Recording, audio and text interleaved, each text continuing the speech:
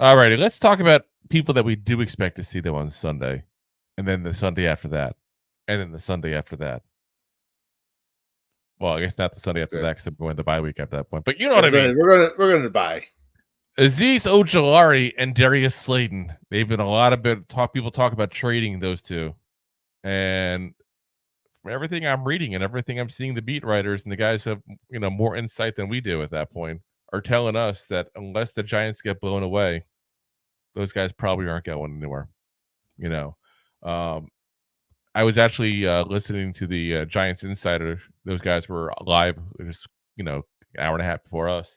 And while I was doing our show notes, I was listening to those guys, and I posed a question to them that didn't get answered. Not that I'm knocking them. They get other, when you get a lot of questions, you can't answer them all. But I was kind of curious of this scenario because, Jameson over in Detroit got caught with a gun, I guess, in his car or something like that. So he's going to be out for a while. Yep. Obviously, Aidan Hutchinson is out for a while. So I'd be curious people would do if, let's say, Detroit calls up and says, "I'll give you a third-round pick. I want Azeez Ojulari and Darius Slayton." Because you and I have talked about this before. Like, I'm not trading these guys away for a 5th-round pick, 6th-round pick. Like, DeAndre Hopkins got a 4th-round pick for the Titans. So what is Slayton really worth? That is very interesting. I'm throwing it out there. False scenario. It's funny because, like,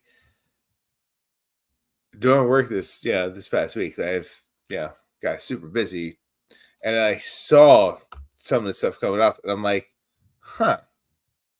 You're looking at the Lions team, which some would argue coming into this year could be a Super Bowl caliber team.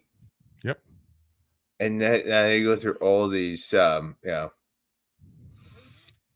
injuries, if you will, quote unquote. Injuries and stupidities and but I mean, to me, Jameson Williams, I know he got the draft pedigree, but Jameson Williams is basically been playing to the level of Darius Slayton. He's got 361 yards on the year right now. We can look to see what Darius Slayton is doing as of right now. I don't have his exact numbers off the top of my head here, but he's been consistently a 700-yard guy. He's got 420 yards. He's actually outplaying him right now. So then you got a guy like Aidan Hutchinson, who it's very hard to replace a guy like that. And I'm not going to say Ojulari is as good a player as Aidan Hutchinson is. That'd be insane. But I would say he's about as good a player as you're going to find right now to trade for that could replace some of what he does. Because Ojulari, the way he's playing the last few weeks at least, you can make the case he's just as good a pass rusher as Hutchinson is. He's just nowhere near as good against the run. I've heard people call him the Giants version of Yannick Ngakoue. I mean, that's probably not the worst analogy. He's a really good pass rusher. He does nothing for you against the run. It's what he does. But if I'm the Lions, I could see where that trade would have the value for me because you're a good team. It's the back end of a 3rd round. So it's not like it's like, an early 3rd round pick. It's a late round 3rd round pick you're giving up at that point. You're getting 2 guys that are both rental players, by the way. So they replace your guys for the rest of the year, and that's it.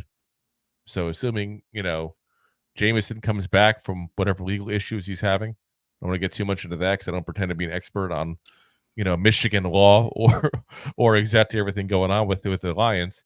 Hutchinson comes back next year. Well, those 2 guys are gone.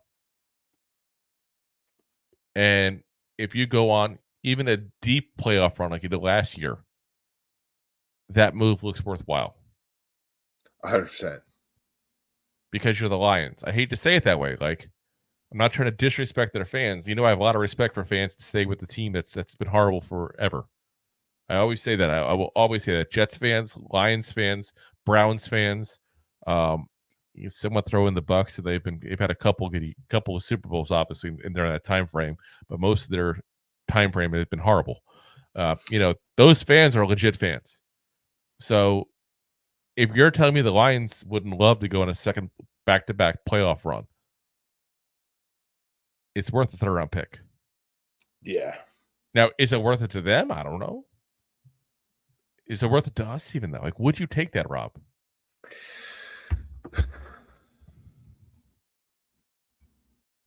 I see you're torn. I am myself, I gotta say. I am very torn. Because you have to think, right? You know what? And I'll tell you this part of it why you're thinking of it. The only reason that I'm even bringing this up, besides the fact that it's the one. Well, you also have to think about it too. This is the thing, right? So we talk about first round picks, right? So we're over here. So it's a late third round pick. But I'm looking at it as ammo to move up if I have to get a quarterback. Yes, that's the only other thing. Is like if you're that's the only reason it intrigues me at all. Because to be very frank, I want to keep Ojulari. I want to keep Slayton. They're two good players. They're still youngish. You know, Slayton's probably got 2-3 more years if we start talking to him as a savvy veteran. But, you know, like, yeah, you know, Ojulari's only been in the league 4 years. So they're both younger players. I want to keep both those guys. I can't sit there and say that everybody does. I know that. I want to keep them.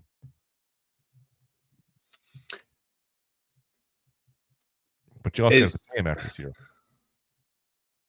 You do. Especially Ojulari. Slayton. Hopefully there's a $40 million contract coming off the books that might help get us some money.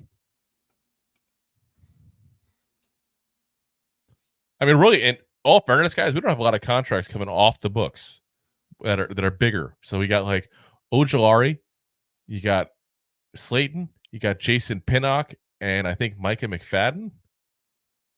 Is CJ? I'm trying to think. Is this his third or fourth year now? Actually, this might be his third year. So, yeah, we don't have any really big name free agents, guys.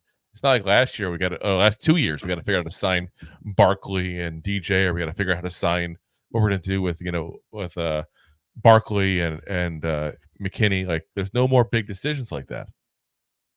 I would try to sign them both. Can't guarantee you would, but you know, even if you want to trade him, I say, listen, guys, expect the call the second free agency opens up.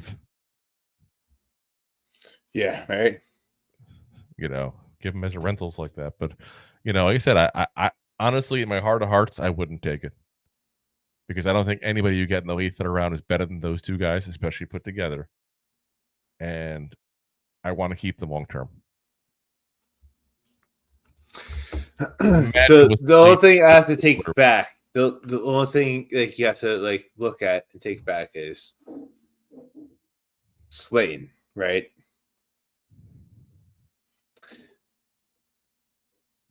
We've had the same coaching staff for the past 3 years, and what have they done the past 3 years? Try to get rid of them each time. Yeah, pretty much. Or get rid of Slayton, either or. I was saying Slayton, they try to get rid of him. I feel like every single chance they can. I mean, they refuse to play him at first. They all know, until he forces his way on the field into a horrible year for receivers in that roster. You know, they has a good panned out. Has a decent, decent and good, if you will. Both those guys, out, they both hit the open market or $10 million a year players, each of them. 100%. Now, whether or not they get that, they're worth it. Based on what you were seeing just last year. We'll see if they actually get it, but they're worth it. So, if you like that clip, then you will love the full episodes too. Find us on your favorite podcast app and look for us on all your favorite social media platforms. Thanks so much. Please, I'm